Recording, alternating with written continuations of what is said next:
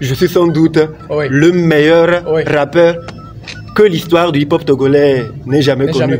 En vérité, que ce soit qualité de test, ce que j'ai dégagé par rapport à la marque, l'idéologie, l'historique et la philosophie derrière mes œuvres, mes albums, c'est carrément autre chose, quoi. Igwe, mon roi, le rappeur Amron, pour une deuxième fois, est actuellement au palais pour vous rendre visite. Oui. Amron, il est là? Amron, il est là. Ça va être chaud, ça va être chaud, ça va être chaud. Je me rappelle du premier entretien que j'ai eu avec lui ici au palais. Ouais. C'était vraiment enrichissant. C'était chaud. Les habitants du royaume ont beaucoup apprécié. Les gens ont vraiment apprécié. Surtout que Amron, toi-même tu le sais, c'est un rappeur. Quand il rappe, il est très intéressant. Et quand il parle aussi, il est encore très intéressant. Très intéressant, tu as envie de l'entendre parler longtemps. C'est vrai. Donc c'est ça. Tu m'as même fait savoir que notre dernier entretien, c'est-à-dire le premier entretien que j'ai eu avec lui là, ça a touché plus de 100 000 personnes. Bien sûr, mon roi. Ça fait plaisir. Donc voilà, va me l'appeler. J'ai beaucoup de questions à lui poser. Surtout qu'il a sorti un album très récemment qui s'appelle Demi-Dieu. Donc je vais lui poser beaucoup de questions par rapport à cet album. Va me l'appeler. D'accord, mon roi, tout de suite. Mon vieux père là! Mon vieux père là! On est arrivé, vieux père. Prends place. Merci. Bienvenue. Merci beaucoup. Je suis très content de t'avoir au palais pour une deuxième fois. Merci. Extrêmement content. Amron, l'album Demi-Dieu est sorti. C'est un album que je trouve extrêmement bon. Et heureusement que je ne suis pas le seul à reconnaître la qualité de cet album. Cet album est nommé dans la catégorie meilleur album francophone au African Talent Award et j'en suis extrêmement fier. Mais ce que beaucoup de personnes ne savent pas par rapport à cet album, c'est qu'il devrait sortir depuis. Exactement. Du coup, la première question que je vais poser, c'est pourquoi est-ce que ça a eu des complications à sortir? Pourquoi est-ce que, il y a des sorties qui ont été avortées premièrement et pourquoi est-ce que tu décides de le sortir maintenant? Voilà. Il faut dire que c'est mon deuxième album que je sors. Et ce deuxième album, il sort après 14 ans. 14 ans après la sortie du premier. Donc, le deuxième album était censé normalement sortir 2 ans après, en 2012. Waouh! Ça a été avorté. Wow. On a essayé de retenter l'expérience avec l'Audicia en 2014. On a enregistré le projet Amronisation. En 2012, le projet devait s'appeler Dreamers. D'accord. Il a été avorté. En 2014, il devait s'appeler Amronisation. Il a été avorté. En 2018, quand on a fait le combat qu'on a signé chez Monsa, l'album qu'on devait sortir devait être Black Boy 2.0. Il a également avorté. Il était avorté. Voilà. Donc, j'aurais pu peut-être perdre espoir et ne plus avoir l'énergie et dire, finalement, la musique n'est pas faite pour moi. Voilà. Mais moi, je savais que ces avortements n'étaient pas de mon fait et que j'avais le potentiel. Donc, en étant en autoproduction et avec la responsabilité de la famille aujourd'hui, c'est vrai que c'est compliqué de mettre tout le potentiel financier dans la musique. Donc, ça fait que tu vas à petits pas, voilà. Donc, on a pu sortir Demi-Dieu maintenant, un album de 20 titres. Et on peut remarquer qu'il y a des titres comme Alléluia tout baigne, One, en feat avec Gwen, et le single Audrey. Parce que en 2012, quand j'ai annoncé le projet Dreamers, Alléluia tout baigne était le single qui a annoncé la sortie de ce deuxième album. Ah, ok, d'accord. Voilà pourquoi on a annoncé Alléluia tout baigne. Et après, il y a eu One et Audrey qu'on avait lancé pour dire voilà, il y a des titres de l'album qui viennent avant que le projet ne fuite et qu'on ait. D'accord, c'était légitime que cette exactement, donc on les remet, comme c'est le deuxième album, on les remet pour faire le trait d'union entre le début de notre carrière, pour dire c'est au bout de l'ancienne corde qu'on tisse la nouvelle. Quand bien même la différence entre le premier album et le nouvel album, c'est que le premier album a été chanté uniquement en français. Mais avec l'expérience et les échanges, on a pensé qu'il fallait ouvrir d'autres horizons. Et ce nouvel album, on peut remarquer que maintenant Amron chante et en mina et en kabyé, en plus du français. Voilà. Et puis je mets aussi un peu d'anglais, je dis yo yo. Yo, my nigga, yo. Donc je peux dire que je chante aussi en anglais. Il y a un titre que j'aime beaucoup sur l'album et c'est un feat. Et je l'ai immédiatement mis dans ma playlist la première fois que je l'ai écouté, c'est Zan Ledo, en feat avec King Messan et King Lion et tout. Moi, j'aimerais savoir les conditions dans lesquelles ce feat a vu le jour, parce que j'étais en train de me disputer avec un frère. Il dit non, c'est un son enregistré depuis et tout. Mais moi, quand moi j'ai écouté la qualité, c'est pas un son enregistré. Qui a été enregistré. Donc, il faut à peine 2 mois et demi avant qu'on ne lance la partie 1 de l'album. Tout est parti du fait que j'ai beaucoup de respect pour le grand frère King Messan. Et à plusieurs reprises, j'ai manifesté l'envie de le rencontrer. Et l'occasion m'a été donnée de pouvoir le voir quand il m'a invité pour un spectacle qu'il faisait à Agoué. Et comme j'étais un habitant d'Agoué, il a réuni les artistes qui étaient de cette commune-là, parce qu'il avait été nommé conseiller culturel du maire de notre commune. Donc j'ai eu la chance de faire la scène. Donc après la scène, on s'est donné rendez-vous parce que je voulais personnellement aller lui dire merci. Puisque cette grande scène qu'il a eu à m'offrir était la toute première après 5 ans d'absence. Waouh! Voilà. Ça donc c'était quelque chose quoi. Exactement. Et j'avais pas eu l'opportunité de faire des spectacles sur des grandes scènes. J'étais un peu sur le côté. Et lui, il a accepté de me reconnecter avec le public. Donc j'étais allé le voir et dans les discussions, je lui ai expliqué un peu voilà ma vision. Je suis en train de préparer mon album, je vais le sortir. Et je lui ai dit que ça me ferait plaisir qu'il puisse m'aider à promouvoir cet album-là. Il m'a dit, ah tiens, ce que je peux faire, c'est qu'on peut faire une collaboration. D'accord. On va essayer de travailler sur des projets que tu me proposes et on va voir ce qu'on peut faire. D'accord. Donc je vais et puis je travaille sur le titre Amé Matron. Ça, c'est un titre qui a retrouvé sur la partie 2 de l'album. La partie 2, ouais, je l'ai écouté. Et en feat avec King Lion. King Lion, ouais. Exactement. Donc à la base, c'est le morceau là qu'on devait faire avec King Messan. C'est quand j'ai discuté avec lui, il m'a dit ah, on va faire un son ensemble. Et ce serait bien si on mettait King Lion sur le projet. Je dis ah, ça tombe bien parce que King Lion, c'est voilà. Et le groupe Jontakan, c'est un groupe que j'adorais depuis que j'étais sur les bancs. Donc voilà, donc je travaille sur le projet Amé Matron. Je lui propose. Il écoute, il dit oui, c'est bien et tout. Mais bon, il a voulu qu'on aille un peu plus dans son univers à lui. Voilà, donc il a défini le thème.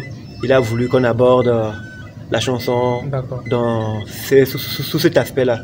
Donc bon, chacun a travaillé sur son test. Il a validé. On s'est retrouvés en studio. Le beatmaker, c'est Big Tug. Il a fait les arrangements. On a écouté le beat, c'était bien. Après, il y a eu David qui a joué la guitare là-dessus. Et puis, ça a donné ce titre-là. D'accord, c'est très intéressant. C'est passionnant cette histoire que je viens d'écouter autour de ce morceau parce que bon, moi je kiffe seulement quoi. Moi j'ai pas, mais quand même j'avais cette envie de découvrir comment est-ce que ce morceau a été enregistré. Il y a un autre titre que j'aime beaucoup, toujours entier. Il y a une phrase qui ne fait que passer par ma tête depuis que j'ai écouté le morceau. C'est ils le savent, j'ai le meilleur test. J'ai le meilleur test au fait quoi. Certains prennent ça pour de l'ego trip. Et il y a d'autres qui considèrent cette phrase comme étant une vérité incontournable, quoi. Est-ce que Amron... Bon, je vais poser une question qui s'apparente à cette phrase. Pose toutes tes questions. Pas forcément, voilà. Pas forcément une question qui a un lien direct. Ne mets pas de gants. Si une question te vient, pose-la. D'accord. Est-ce que Amron se considère aujourd'hui parmi les 10 meilleurs rappeurs togolais de tous les temps? Parmi les 10 meilleurs rappeurs togolais de tous les temps. Tu as... Parce que c'est cette phrase qui m'a inspiré cette question. Oui, tu as pris même une grande échelle. Waouh. C'est trop quoi. Ouais, tu vois. D'accord. C'est que tu n'as pas besoin d'aller jusqu'à 10 pour savoir quelle est la place d'Amron. Et je vais manquer de respect à personne. J'ai beaucoup de respect et de considération d'ailleurs pour mes aînés et pour ce que les gens font aujourd'hui. Mais je suis sûr que si nous étions sous des cieux où les gens posent un vrai regard professionnel sur les œuvres des artistes, je suis sans doute le meilleur rappeur que l'histoire du hip-hop togolais n'ait jamais connu. En vérité, que ce soit qualité de test, ce que j'ai dégagé par rapport à la marque, l'idéologie, l'historique et la philosophie derrière mes œuvres, mes albums, c'est carrément autre chose quoi. Mais bon, Après, quand on essaie de grandir, quand on a de l'expérience, on est obligé parce que nous sommes dans une posture où nous voulons éveiller les consciences. C'est ça. Donc on doit adopter une posture d'humilité pour que les gens puissent être ouverts pour nous écouter. Quand tu viens avec le jeu en avant, on peut te trouver prétentieux, quand bien même tu dis la vérité. Les gens ne sont pas tout à fait à l'aise quand tu dis trop, que ton talent éclabousse celui des autres. Donc tu fais preuve de modestie. Mais bon, au fond d'eux, ils le savent, j'ai les meilleurs textes. Ouais, tu as les meilleurs textes et tout. Et j'étais en train de suivre un live de toi, et il y a un présentateur, un animateur radio togolais qui est rentré dans le live et tout, et qui te disait, Amron, je te trouve bien sous une casquette de producteur et tout, ça t'a vexé, ça t'a énervé et tout. Moi-même, j'ai pas apprécié. Pourquoi? Parce que Amron, il n'est pas finito, quoi. Il continue toujours par nous proposer de très belles œuvres musicales. Même si Amron est dans le game depuis fort longtemps, Koffi Olomide, je ne pense pas qu'Amron a une carrière plus vieille que celle de Koffi Olomide, que celle de Maître Gims. Et même des gens fêtent leurs 25 ans de carrière actuellement. Et voilà. Et tant que tu es vivant, tu peux toujours apporter un truc. Et c'est ça. C'est quoi ton regard par rapport? C'est vrai que je sais ce que tu penses, mais pour ceux qui nous suivent actuellement, c'est quoi? Est-ce que tu penses par rapport à ça? Oui, ben, tu as pu remarquer que j'ai eu une réaction assez virulente dans l'immédiat.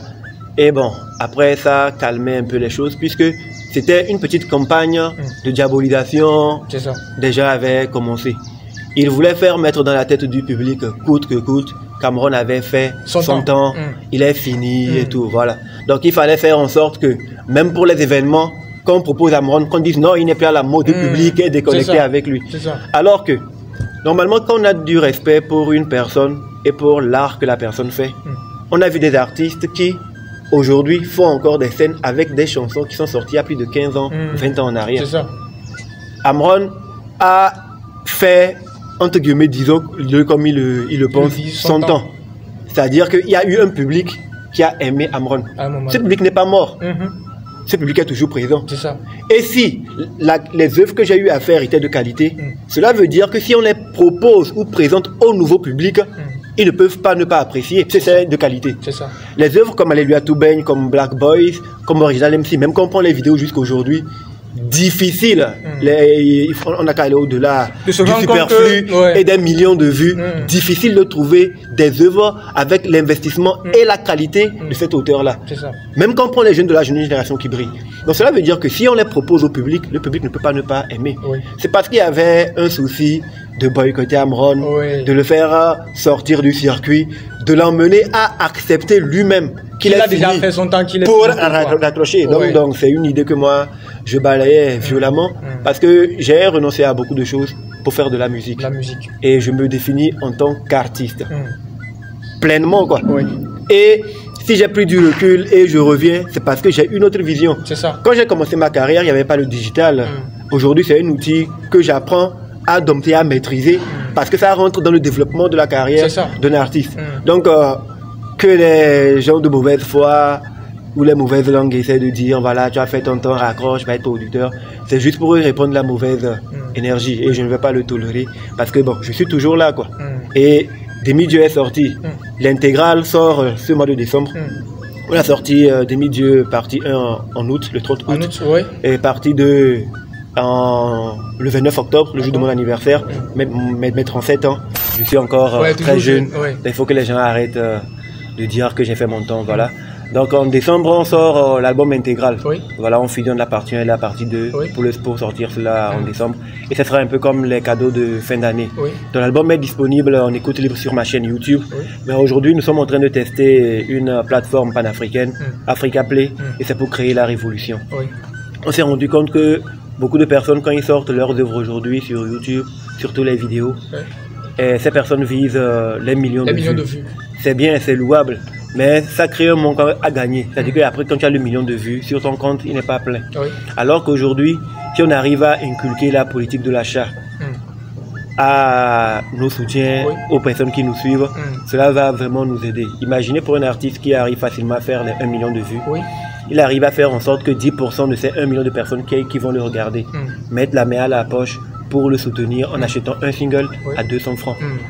10% de 1 million, ça fait 100 000. Oui. 100 000 fois 200, ça fait 20 millions. Oui. Avec 20 millions, l'artiste peut faire beaucoup de choses, réinvestir dans sa carrière, faire des vidéos de qualité, faire des concerts ou ramener des artistes de l'étranger pour créer le pont entre les artistes underground et ceux qui sont venus de l'étranger pour partager les expériences. L'artiste peut sortir, faire des featuring avec les artistes de l'extérieur. Dans la partie 1 est en vente l'album Demi-Dieu. La partie 1 est en vente à 2500, la partie 2 à 1500. Maintenant, pour les personnes qui n'ont pas envie d'acheter tout l'album, vous avez la possibilité d'acheter ne serait-ce qu'un single. Et le single est en vente à partir de 200 francs. 200 francs, ok. Il faut aller sur la plateforme Africa Play pour pouvoir se connecter. Ou ce que je fais, je donne mon numéro WhatsApp, le 91 26 35 35 9126 35 35. Vous me contactez, vous m'écrivez sur WhatsApp et je vous envoie le lien et vous pouvez passer acheter.